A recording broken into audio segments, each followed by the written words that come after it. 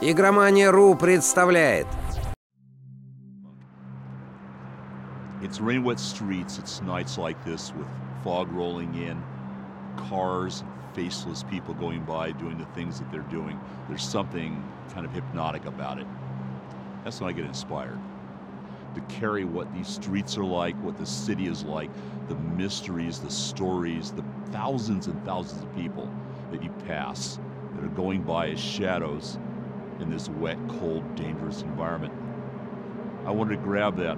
I wanted to take it into the future, and where I took it was Cyberpunk. What I loved was the fact that it was a combination of dystopian society, a lot of technology, with this really great overlayer of almost film noir. In a cyberpunk world, I realized real soon, was a world where people had the technology, but it didn't fundamentally change the fact that there was a lot of treacherous, nasty behavior, large weapons, and a lot of sort of serious danger all about. The important part in Cyberpunk is just that. It's not the technology, it's the feel. It's getting that dark, gritty, rain-wet street feeling, but at the same time getting that rock and roll, lost, and desperate and dangerous quality. Cyberpunk is about that interface between people and technology, but not in that transhumanist way where it's all about the technology changing or improving them. It's about how people use things. There's a great Gibson saying, the street finds its uses for things. And that's what Cyberpunk is about. Cyberpunk isn't about saving humanity, it's about saving yourself.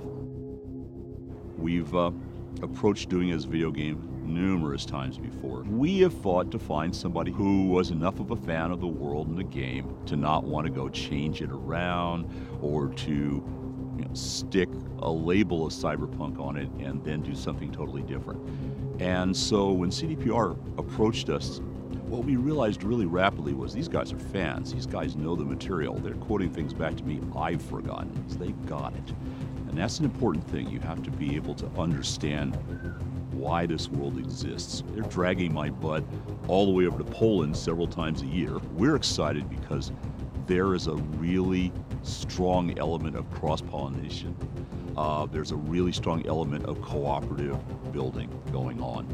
And that's really great. Cyberpunk 2020 was about early cyberpunk. It was a world in which people didn't know a lot about what the tropes were, the feel for it. The great part about 2077 is that it's a mature form of that. We're basically able to progress a larger arc. You're going to get to see the outcomes of things that we started to talk about in the Fourth Corporate War. And we're going to be able to let players who play the previous game to see how those progress, see where they go to, and how they'll shape them.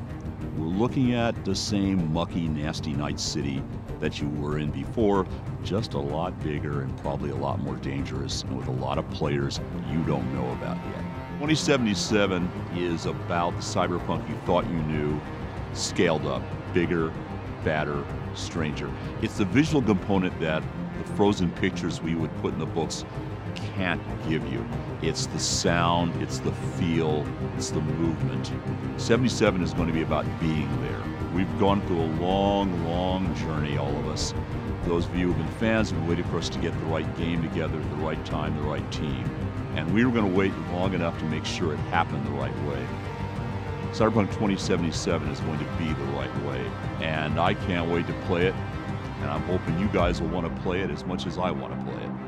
Because it's going to be a hell of a ride.